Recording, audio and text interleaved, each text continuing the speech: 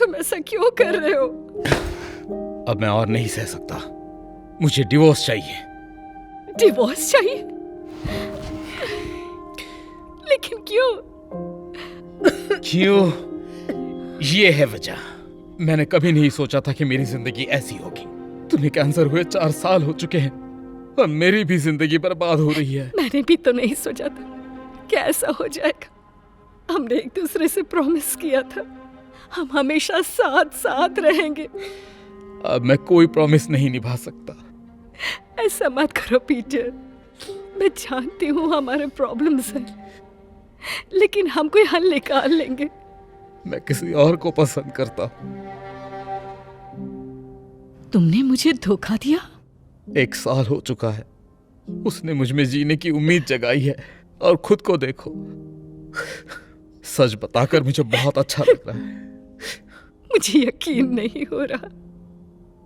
तुम एक अच्छा वकील ढूंढ लो। मैं पहले ही कर चुका हूँ स्वीटहार्ट। मैंने शहर के सबसे बेस्ट डिवोर्स अटर्नी को अपॉइंट किया है और मैं इस एरिया के तकरीबन सारे डिवोर्स लॉयर से मिल चुका हूँ और उन सभी ने तुम्हारा केस लड़ने से मना कर दिया।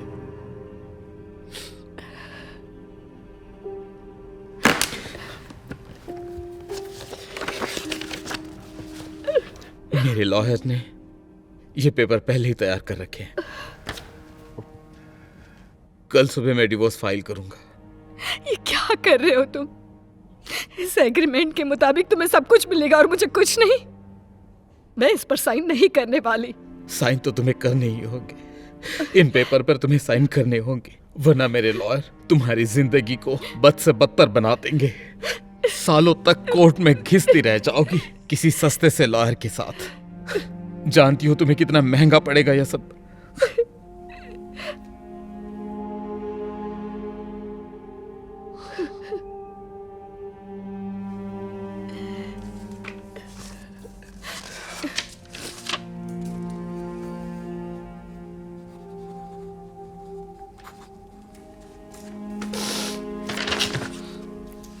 अब जल्दी से अपनी बैग पैक करो और आज रात ही यहां से निकल जाओ। आज रात? और कहाँ जाऊं मैं, ये बताओगे? सुबह मुझे जरूरी काम है, मेरा एक क्लाइंट आ रहा है। इतनी जल्दी मैं कैसे निकल सकती? इससे मेरा कोई लेना देना नहीं है। अब इन पेपर्स के अनुसार हम दोनों का कोई वास्ता नहीं है और इस हिसाब से तुम्हारी प्रॉब्लम से मेरा कोई वास्ता नहीं।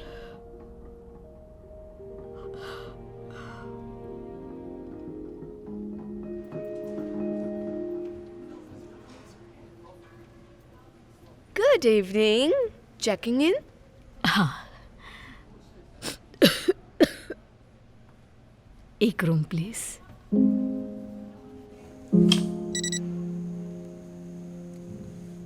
माफ कीजिएगा मैम, आपका कार्ड बंद हो चुका है। नहीं नहीं, शायद कोई मिस्टेक हो गई है। फिर से ट्राई करोगी? ठीक है। ये काम नहीं कर रहा। एक मिनट देना जरा। Thank you.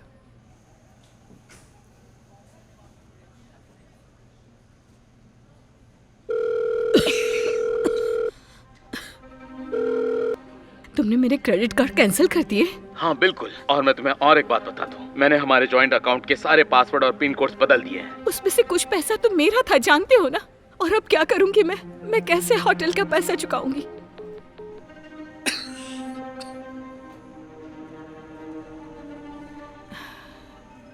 सॉरी।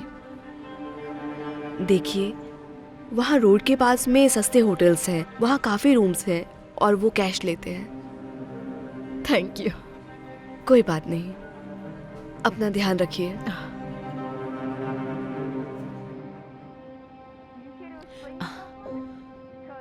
एक रूम प्लीज। $80 लगेंगे। ऐसी जगह के लिए ये इतनी महंगी तो नहीं लगती। ये लास्ट मिनट की बुकिंग है, तो अगर आप 2 रात के लिए लेंगे तो मैं 100 कम कर सकती हूँ।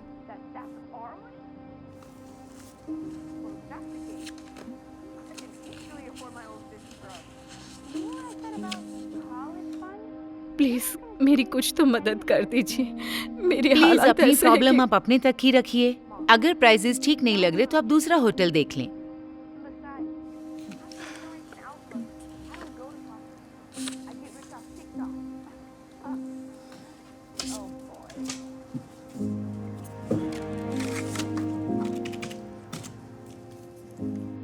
रूम 124, आगे जाकर लेफ्ट। Thank you.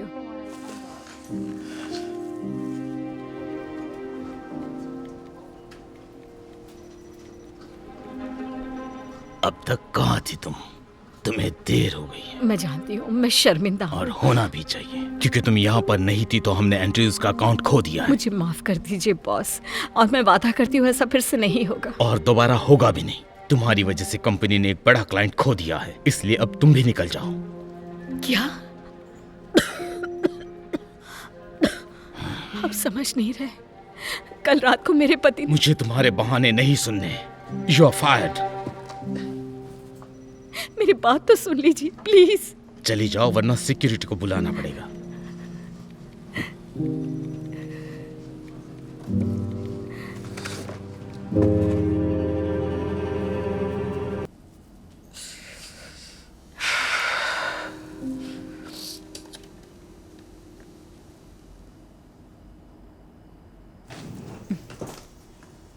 अब ठीक तो है मैम?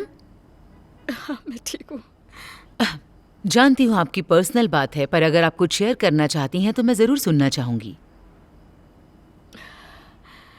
अब क्या बताऊं तुम्हें मेरे बारे में। सच तो ये है कि मेरी पूरी दुनिया उजड़ गई है। मेरे पति ने मुझे 10 साल की बाद छोड़ दिया, घर से निकाल दिया मुझे, मेरी नौकरी से निकाला गया। 2 दिन से मैंने खाना तक नहीं खाया है। फिलहाल तो सैंडविच भी खरीद नहीं पाऊंगी।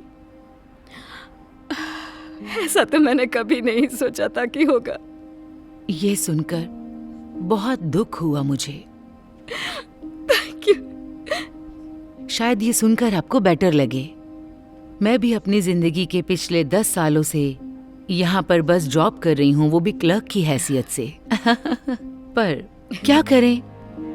लेकिन फिर भी आप बहुत खुश दिख रही हैं। खैर, मेरी माँ ने मुझे सिखाया कि जो होता है किसी रीजन से होता है, और अगर मैंने अपनी जिंदगी में कुछ सीखा है तो वो है कि अगर एक दरवाजा बंद होता है तो दूसरा खुल जाता है, और मैं उस दरवाजे का इंतजार कर रही हूँ। हाँ, आपने कहा उससे बहुत अच्छा लग रहा है, शुक्रिया। लेकिन मुझे नहीं लगता मेरे लिए कोई दरवाजे अभी खुले हैं।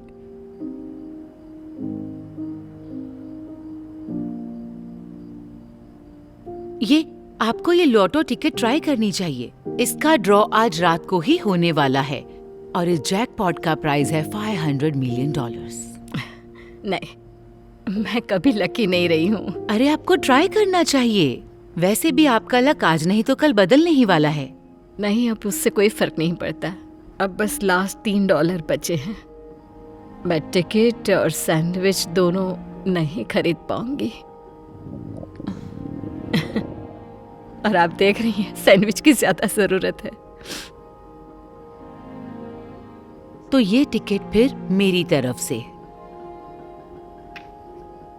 सच में? मैं चाहती हूँ ये। पर आप क्यों कर रही हैं? हाँ, ज्यादा नहीं है, पर मेरी माँ ने मुझे एक बात और सिखाई, उनकी मदद करो जिन्हें जरूरत है, और मैं अपनी माँ की कोई बात नहीं टालती। आपकी माँ सच में बहुत अच्छी इंसान है।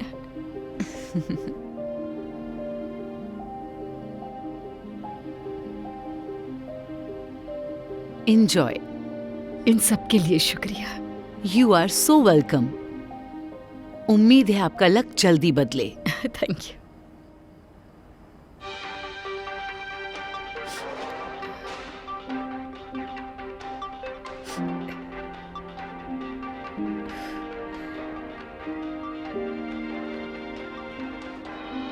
और विजेता है 10, 17,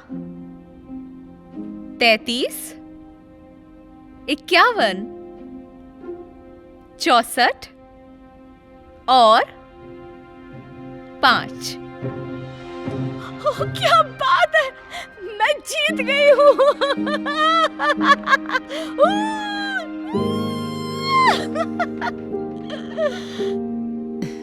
मिस्टर जेंकिंस, आपने कंप्लेंट फाइल की है कि आप अपनी वाइफ की लॉटरी के हाफ पैसे अपने पास रखना चाहते हैं। क्या ये सही है? हाँ बिल्कुल योर ऑनर, हमारी शादी 10 सालों तक चली थी और इस लिहाज से आधे पैसे मेरे हैं और ये बात वो जानती है। और इस रिकॉर्ड के हिसाब से आपने ठीक एक दिन पहले डिवोर्स फाइल किया था और नेक्स्ट डे ही आपकी वाइफ ने ये लॉटरी खरीदी थी। क्या ये सही है? इस बात का क्या मतलब है योर ऑनर? इसमें तो बस कुछ ही घंटों का फर्क है।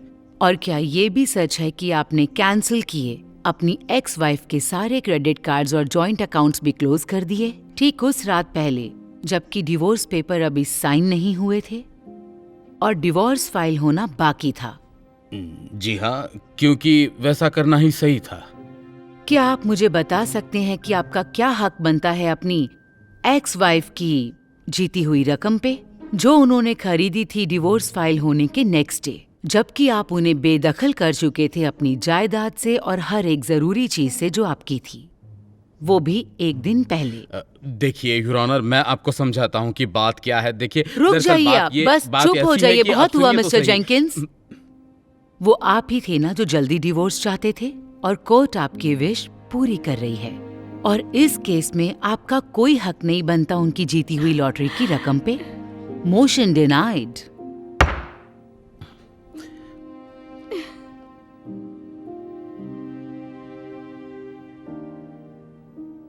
एली, चलो फिर से एक हो जाते हैं। बिल्कुल भी नहीं। जैसा कि तुमने कहा था, मैं तुम्हारे साथ रहने के लायक नहीं हूँ।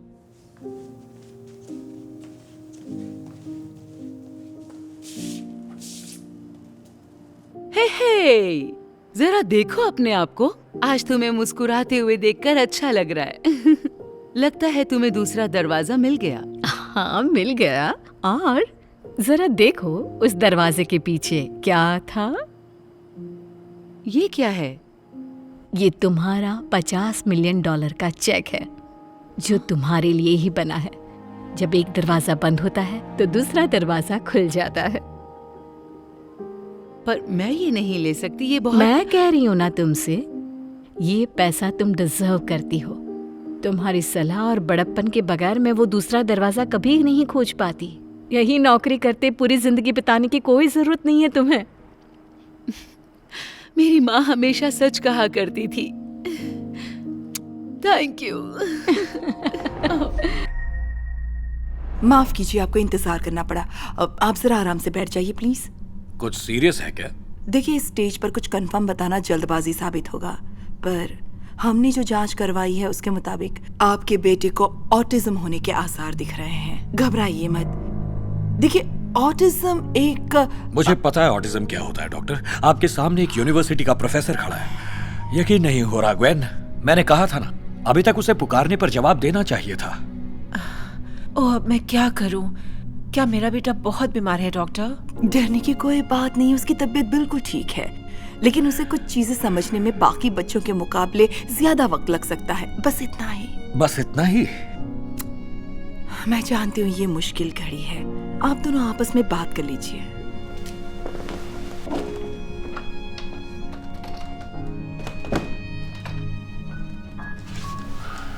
कुछ समझ में नहीं आ रहा। अब हम क्या करेंगे? क्या मतलब है क्या करेंगे? वो हमारा बेटा है, वो चाहे कैसा भी हो हमें उसका साथ देना ही होगा। होश में आओ ग्वेन, मैं इस देश के नामचीन यूनिवर्सिटी का सबसे बेस्ट प्रोफेसर हूं, इसलिए मेरे बेटे को सीखने की बीमारी नहीं हो सकती। मेरा बेटा ऐसा हो जिस पर मुझे फक्र हो सके, ये ऑटिज्म वाला नहीं। देखो, हम दूसरा बच्चा पैदा करेंगे। मुझे पता है ये मुश्किल होगा, मगर हमें ये बच्चा किसी को दान करना होगा। क्या? हम चैंस को दान नहीं कर सकते? वो हमारा बच्चा है। वैसे भी किसी को ऑटिज्म होने का मतलब ये नहीं है कि उसके पास दिमाग नहीं है और वो कभी पढ़ लिख नहीं सकता। मैं तुमसे बहस नहीं करना चाहता ग्वेन। अब तुम ही चुन लो, बच्चा या पति, किसी एक को चुन लो। तुम्हें पता है मैं उसे छोड़ नहीं सकती। प्लीज। आखिरी बार पूछ रहा हूं ग्वेन, उसे किसी को दान कर दो या फिर मुझे भूल जाओ। क्या सोचा है तुमने? ठीक है, अपना ख्याल रखना।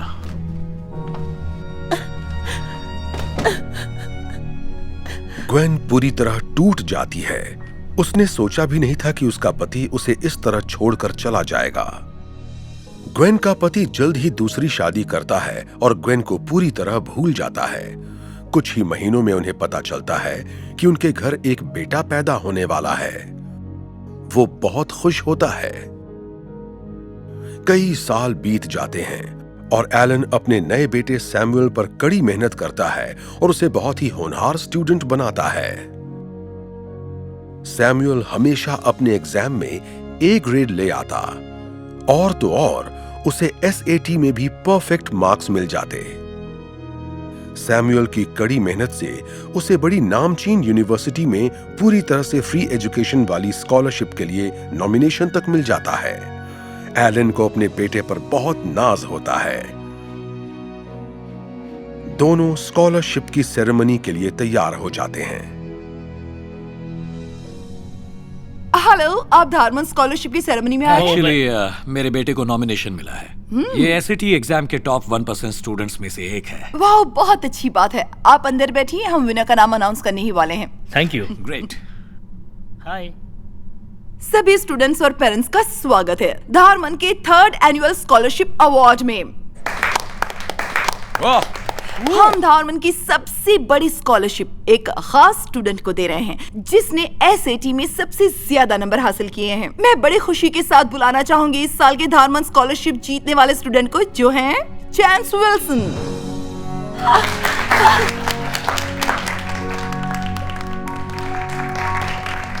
एक मिनट रुकिए जरा, जरूर कोई गलती हुई है। डैड, बैठ नहीं, जाइए। ये गलत है। मेरे बेटे को एसएटी में 1590 मिले हैं। मुझे लगा था ये स्कॉलरशिप तो देश के सबसे स्मार्ट स्टूडेंट को दी जाती है। आपने सही कहा। क्यों ना हम चांस को बोलने का मौका दें? तुम बोलो चांस। Hello everyone. ये तो गर्व की बात है। कभी सपने में भी मैंने सोचा नहीं था कि ये अवार्ड मुझे मिलेगा। ये कभी मुमकिन नहीं होता अगर मेरी मॉम हर कदम पर मेरा साथ नहीं देती। ऐसा है कि जब से मैंने होश संभाला है मुझे ऑटिज्म से जूझना पड़ा है। हर कोई मुझसे अजीब बर्ताव करता, सोचते थे कि मुझे कुछ समझ नहीं आता। एक दिन मुझे पता चला कि मेरे डैड ने मुझे ठुकरा दिया था ऑटिज्म की वजह से, लेकिन मेरी मॉम ने कभी हार नहीं मानी। हर रोज वो मेरे साथ पढ़ती और पढ़ाई में मेरी मदद करती। उन्होंने एक बार भी ये एहसास नहीं दिलाया कि मैं दूसरों से कम समझदार हूं। उनकी वजह से ही मुझे स्कूल में अच्छे नंबर मिलने लगे, इतने अच्छे कि मुझे हर एग्जाम में ए ग्रेड मिलने लगा और फिर मैं देश के टॉप स्टूडेंट्स में से एक बन गया। तो ऐसा है कि मेरी मॉम ने कभी हार नहीं मानी, इसलिए मैंने भी जीत तोड़ मेहनत की और मुझे पूरे 1600 मार्क्स मिले हैं एसएटी एग्जाम्स में, परफेक्ट स्कोर। और सबसे जरूरी बात, मैंने साबित कर दिया कि किसी को अगर ऑटिज्म है तो इसका मतलब ये नहीं कि वो कभी पढ़ लिख नहीं सकता।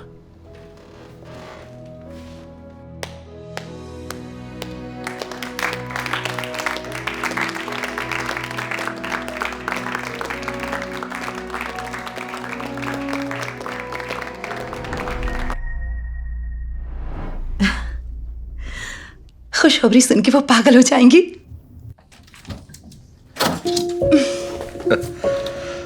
ओह सॉरी डार्लिंग, मैं थोड़ा लेट हो गया। दरअसल मैं दोस्तों के साथ क्लब चला गया था। कोई बात नहीं, मेरे पास आपके लिए खुशखबरी है। कितनी बदबू आ रही है। कितना ड्रिंक करके आए हैं आप? मुझे पता नहीं, पर ज्यादा नहीं। तुम कुछ कह रही थी? अंदाजा लगाइए। अब बता भी दो ब्रेंडा, सर दर्द कर रहा है मेरा। अब ये पहेलियां बुझाना छोड़ दो तुम। पहले आप बैठ तो जाइए।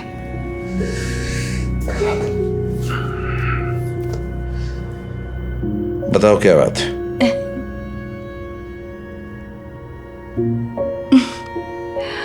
मैं प्रेग्नेंट हूँ। क्या? हाँ, यकीन नहीं हो रहा ना, हम दोनों पेरेंट्स बनने वाले हैं। नहीं नहीं, कह दो कि तुम मजाक कर रही हो। अरे पर मैं ऐसा मजाक क्यों करूंगी? मुझे लगा था कि आपको खुशी होगी। खुशी होगी? ब्रेंडा, अभी मेरी उम्र ही क्या है? अभी तो मेरे घूमने फिरने के दिन है, मेरे दोस्तों के साथ मौज मस्ती के दिन है, किसी बच्चे को पालने के दिन नहीं है। ड्रिंक और पार्टीज के अलावा भी दुनिया में और जरूरी चीजें होती हैं। हमें शादी किए हुए 7 साल हो गए हैं। आपको नहीं लगता अब हम दोनों को फैमिली सेटल कर लेनी चाहिए? नहीं, तुम्हारे लिए ये जरूरी होगा, लेकिन मेरे लिए नहीं। कल ही हम अस्पताल जाएंगे और तुम्हारे पेट की सफाई करवाएंगे। मैं अपने पेट की सफाई नहीं करवाऊंगी। तुम्हें या तो मुझे चुनना होगा या फिर इस बच्चे को। फैसला कर लो तुम।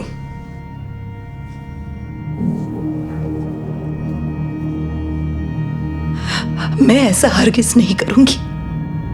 तो ठीक है, मैं जा रहा हूं। तुम्हें तलाक के कागजात भिजवा दूंगा।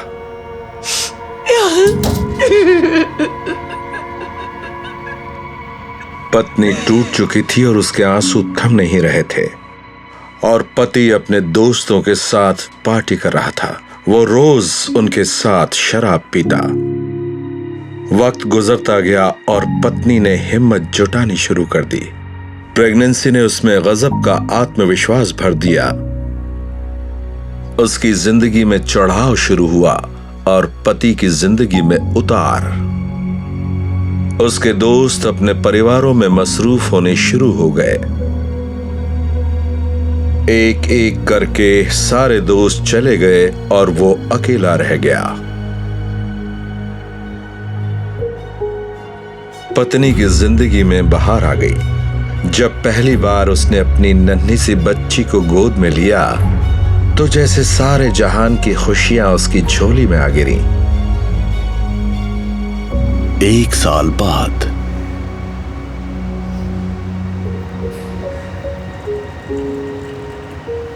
ब्रेंडा, कितना वक्त गुजर गया ना। सोचा एक बार चल के तुम्हें देख लूं। हाय राजा। ये हमारा बच्चा है ना? सच कहूं, मैं तुम्हें और बच्चे को कभी नहीं भूल पाया। मैं सोच रहा था क्या हम दोनों एक बार फिर से साथ हो सकते हैं?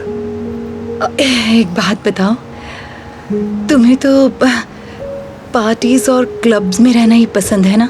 हाँ, लेकिन उन सब ने अपने परिवार को चुना और सेटल हो गए, और मैं अकेला रह गया। खैर छोड़ो ये सब। तो क्या ख्याल है? हे आने, ये लो बोतल। Thank you. ये कौन है? ये रॉजर है, मेरी एक्स हस्बैंड। मिलके अच्छा लगा।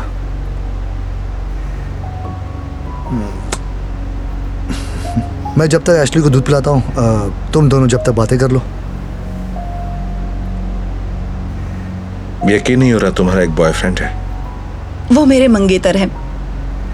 देखो रॉजर, एशली से मिलने के लिए तुम कभी भी आ सकते हो, लेकिन जहां तक मेरी बात है, मैं आगे बढ़ चुकी हूं। मुझे कोई ऐसा जीवन साथी चाहिए था जो मेरे साथ सेटल हो सके, और वो मुझे मिल गया है।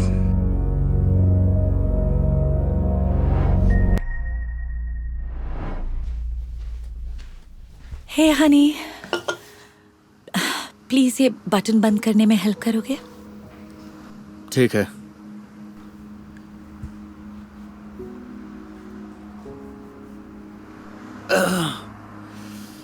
ये बंद नहीं हो रहा। ये जैकेट बहुत छोटी है।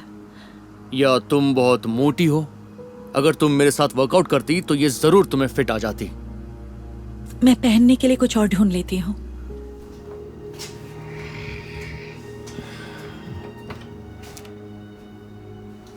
ये क्या कर रही हो? मुझे थोड़ी सी भूख लगी है। तुम ये चॉकलेट खाना चाहती हो, वो भी तब जब ये कपड़े तुम्हें फिट नहीं आ रहे हैं। मुझे ऑफिस के लिए देर हो रही है, चलते चलते खा लूंगी। तुम कभी सुनती क्यों नहीं? अगर तुम मेरी सुनती तो तुम्हारी जैकेट भी तुम पर फिट आती और तुम कभी ऐसी दिखती भी नहीं। इसका क्या मतलब समझूं मैं? तुम पहले अच्छी लगती थी, अपना ध्यान भी रखती थी इस लड़की की तरह, पर अब तुमने अपना बिल्कुल ध्यान रखना ही छोड़ दिया है।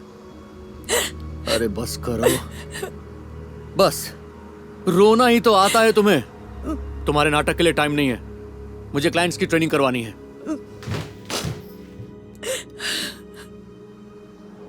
Nine 10 very good. थैंक्स, आज अच्छी एक्सरसाइज हो गई। तुम बहुत अच्छी लग रही हो, कमर भी पतली हो गई है। क्या सच में? जैसी वेनेसा, तुम यहाँ क्या कर रही हो? सोचा था वर्कआउट करके तुम्हें सरप्राइज दूंगी, पर यहाँ तो कुछ और ही चल रहा है। तुम गलत सोच रही हो। ये कौन है जैसी? ये सिर्फ क्लाइंट है मेरी। क्या सिर्फ क्लाइंट? वाओ, कल रात जब तुम मेरे साथ थे तब तुम कुछ और ही कह रहे थे। देखो, मेरा वो मतलब नहीं था।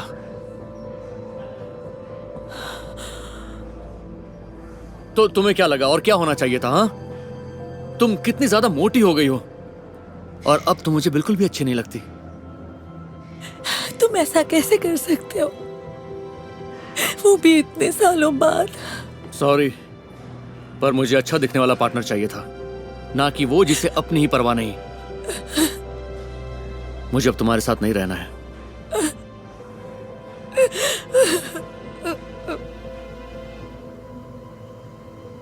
जैसी जल्द ही अपनी एक्स वाइफ को भूल गया। वो अपनी गर्लफ्रेंड के साथ खुश था और उसकी जिंदगी मजे में कट रही थी।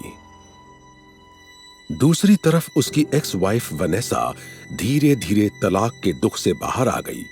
अब वो हर हाल में वजन कम करके पहले से भी खूबसूरत दिखना चाहती थी।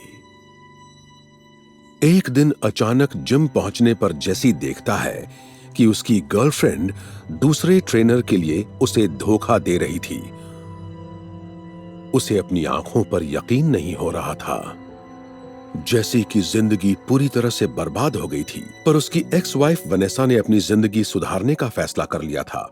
उसने सारा जंक फूड और चॉकलेट कैंडीज उठाकर कचरे के डब्बे में फेंक दिए और हेल्दी चीजें खाना शुरू कर दी। इतना ही नहीं, उसने जिम जाना और मेहनत करना शुरू कर दिया ताकि अपना वजन कम कर सके। उसने हार नहीं मानी और लगातार कोशिशें करती रही। ऐसे ही कुछ महीने बीत गए। जैसी अकेला था, डिप्रेशन में था। उसने जिम छोड़ दिया और जंक फूड खाकर अपना वजन बढ़ा लिया। जैसी ने अपनी परवाह करना ही छोड़ दिया। और एक दिन यूं ही चलते चलते उसे वनेसा नजर आई। वनेसा? ओह माय गॉड, क्या लग रही हो तुम? तुम इतनी फिट हो गई हो, मैं तो तुम्हें पहचान ही नहीं पाया। हे जैसी, तुमसे एक बात कहूं? मैं तुम्हें बहुत मिस करता हूं। उस लड़की का क्या हुआ जिसके लिए तुमने मुझे छोड़ा था? वो किसी दूसरे ट्रेनर के साथ चली गई मुझे छोड़कर। खैर छोड़ो, क्या हम फिर से नई शुरुआत नहीं कर सकते? डार्लिंग, सब ठीक है ना? हाँ, सब ठीक है। माफ करना, पर अब कुछ नहीं हो सकता। वो क्या है ना, मुझे अच्छा दिखने वाला पार्टनर चाहिए, ना कि वो जिसे अपनी ही परवाह नहीं।